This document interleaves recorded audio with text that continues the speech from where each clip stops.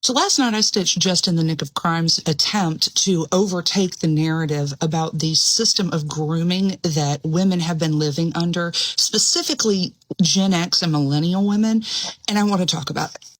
I'm seeing a lot of people in his comment section being like, this is so important. Men need to be having this conversation, and you're missing the point. Men need to be having the conversation with other men. And it would be one thing if he was a small creator and was like, you know what? I have something to add. I have something of value that I can add because of my unique perspective as being a man who benefited from the system. But he's not. This man has over 1 million followers. Okay. The video that he made, which is directly ripped off of me and other women who I've tagged in that original video in the comments, has over 80,000 views compared to mine, let's say, that has less than 5,000. And he's getting paid for that video. I know, because in order to be part of the TikTok program, you have to have at least 10,000 followers. The video has to be over a minute and it has to at least get like 1,000 views. He's getting paid. So that's the first problem. So here again, you have a man who's profiting off of women by mansplaining a situation that he directly benefited from, in his words, with no complaint whatsoever. And this isn't new. Men have been overtaking conversations from women since the beginning of time. It would be the exact same thing if I came on here as a white person and said, hey, black people, did you know that the U.S. has been exploiting your labor since the beginning of time, even though slavery was abolished in 1865? And rightfully so, they'd look at me and be like, well, no shit, Sherlock. And that's the part that irritates me. It's not that he wanted to be part of the conversation. It's that he passed off the conversation as if it was his own, like he was sitting in his man cave at 2 a.m. scratching his balls and this epiphany just came to that big old head of his.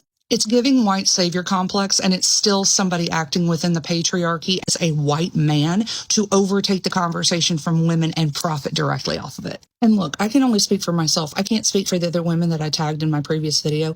I don't give a shit that he didn't tag me. For me personally, this isn't an issue of, oh, these are my words, my experiences, and he didn't give me credit. That's not what this is about.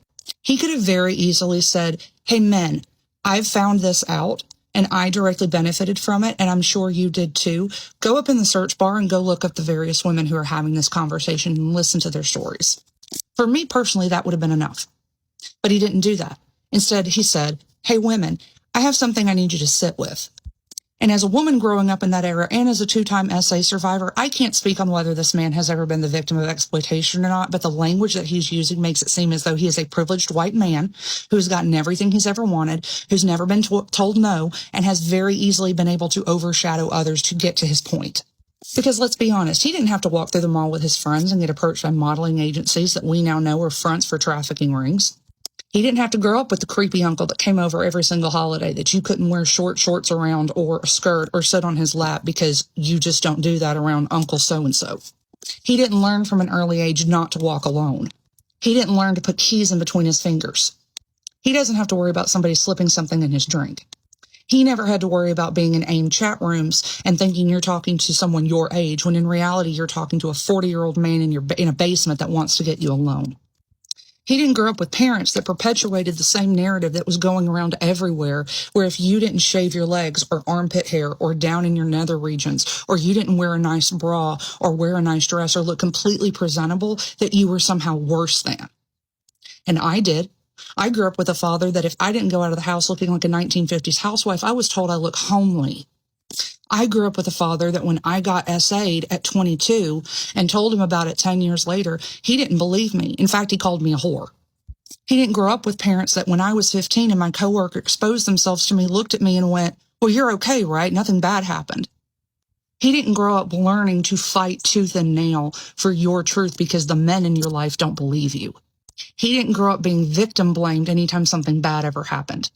He didn't grow up being told that the school bully is actually bullying you because they like you, which then perpetuates the narrative for young girls that abuse equals love. As I've seen before, men are afraid that women will laugh at them. Women are afraid that men will kill them. If you do, however, want to listen to a man who's using his outreach and platform correctly to not only advocate for himself as a victim, but advocate and uplift the voices of others who are victims, go follow Barrett Paul. And go back to my video, go look through the comments. I've tagged a bunch of women, myself, the original ones that are in the video that I made, as well as a whole list of Black, brown, and Indigenous women of color that you should go follow. Amplify their voices, amplify their stories. And I hope for Nick's sake, any money he makes off of that video, he's donating to organizations and charities that are actually working with victims, because Lord knows the DOJ is not helping them. But I know the chances of that happening are slim to fucking none.